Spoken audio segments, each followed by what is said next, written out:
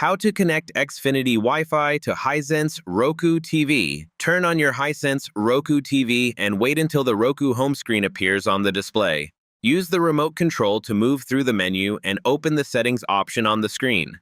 Scroll down inside the settings menu until you find the network section and open it.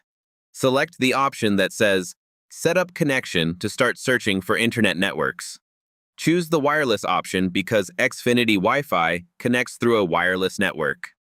Wait for the TV to scan and display the list of available Wi-Fi networks nearby. Look through the list carefully and select the name of your Xfinity Wi-Fi network.